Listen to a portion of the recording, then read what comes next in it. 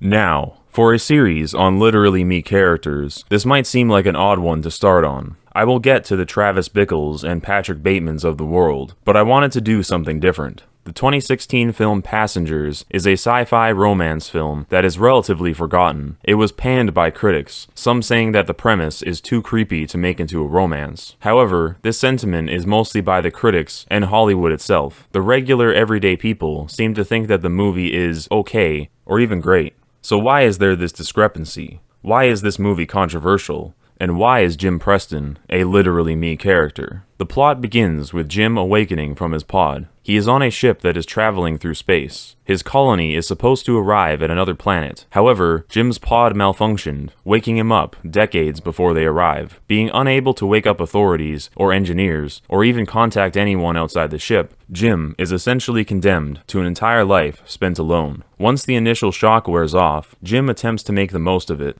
After all, he has free reign to do as he pleases on the ship. He can play games and drink at a bar where he can banter with a robot bartender and simply live a life of frivolity. Eventually, though, the novelty wears off, and Preston finds himself depressed. He even contemplates suicide. Then he finds Aurora. Aurora Lane is another passenger. She is still sleeping in her pod. Jim watches some video logs of Aurora, and he is rather charmed by her. He likes her sense of humor, and believes he has found his soulmate. Only problem, if he wakes her up, he will be condemning her to a life on the ship alone with him. He resists the temptation initially, but later caves in out of desperation. He wakes up Aurora, and then he lies to her about it.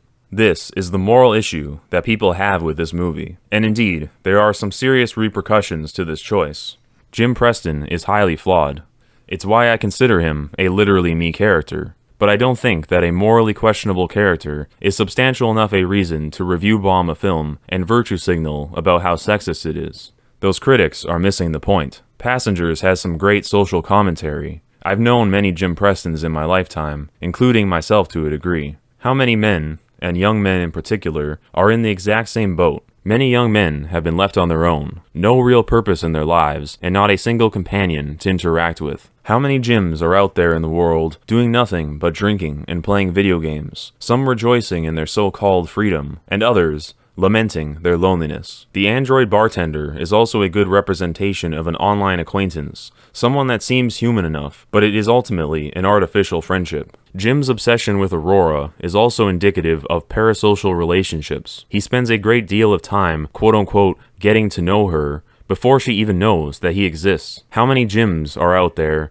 content with their quote-unquote relationship, with some e-girl that doesn't even know their name? How many Jims sabotage their future relationships, or get the completely wrong impression of someone because they fixate on someone's social media account for hours before they have even spoken to them face to face? Even Aurora's name has immense significance. Not only is Aurora the name of the princess in Sleeping Beauty, which obviously has parallels with being awakened from a deep slumber, but the name Aurora also means dawn. The dawn is intrinsically tied to the sun. The sun is often symbolically representative of God or the meaning of life. Aurora has literally become the meaning of life for Jim. Much like the earth revolves around the sun, Jim's life revolves around Aurora. This is another common problem for modern man. Instead of being the stable center, like the sun, man takes the opposing role and revolves around the woman. This is the reason why we call simps orbiters. Everything is symbolic at the end of the day, or at the start of the day. Now this is not to be on my moral high horse or anything. Jim was put in a difficult situation. I have a hunch that many who criticize Jim would have done the exact same thing were they in his position. But in the absence of an inherent meaning to life,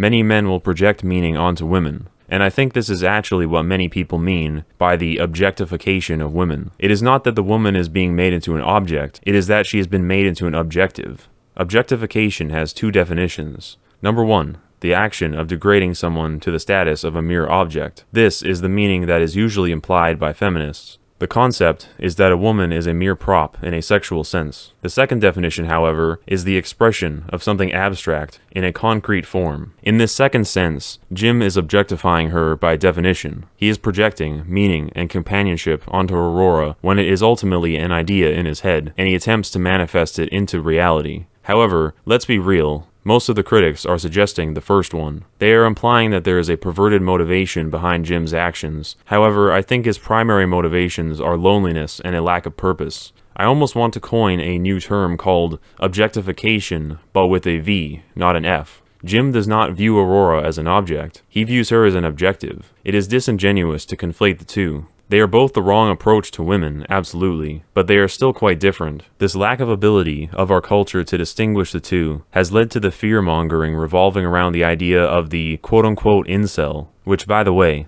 incel is the most Orwellian term ever. Just look at any headline and replace the word with virgin, which is what they actually mean, and you see how ridiculous the newspeak is when you use the reality. You'll see how ridiculous the fear-mongering really is.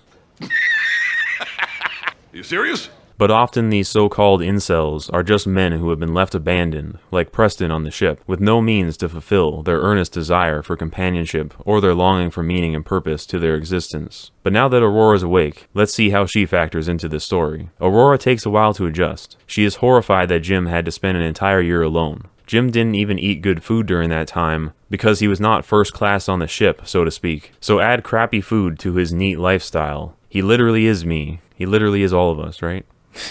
Aurora was first class, however, being a journalist, so she uses her card to get them a gourmet breakfast. Jim and Aurora get along well, so well in fact, that Jim is about to propose to her. Then the robot bartender lets it slip. He tells her what Jim did. Aurora is understandably furious. She yells at him, gives him the silent treatment for a long while, and even physically assaults him in his bed. However, the constant malfunctions on the ship, one of them, almost causing Aurora to drown, forced them to put their differences aside to figure out what is wrong with the ship. Now, to avoid this just becoming a movie summary, I'll skip ahead a bit. Jim has to put on a spacesuit and go into a vent to fix the malfunctions. Once there, he discovers he has to sacrifice himself to achieve this. He takes the brunt of the flames in the vent. With this self-sacrifice, he has embraced his solar impulse. He is now a stable center. He survives, however, and rejoins Aurora. They then discover that there is a functioning pod that one of them can enter. Jim, now being a stable center, can make peace with a life alone, and offers Aurora the pod. She declines, however, opting instead to stay with him, now accepting the proposal she once rejected. We then cut to years later, when the colony arrives, and they are greeted by immense plant life on the ship that wasn't there prior. Jim and Aurora have made the ship a home over the decades, turning it into a lush utopia. This aesthetic of immense technology alongside prosperous plant life is called solar punk, which reflects the solar impulse that has been achieved by Jim. Now, this ending tends to be considered to be overly saccharine, just a bit too convenient and sentimental of a happy ending. But that's why I chose to start with this character, because it allows me to pose a question. Can a quote-unquote literally me character have a happy ending, or does it have to end tragically? What makes a literally me character? Was Jim Preston even a quote-unquote literally me character? Perhaps he was one at the start of the movie, but by the end, transcended this status. Are literally me characters just flawed examples of masculinity? Where do you draw the line? Is Rambo a literally me character? Let me know what you think in the comments. This is the first episode in my Literally Me series, so I appreciate your input. Our acculturation continues as we ask ourselves, what's in a me? So why am I alone? We're all in this together.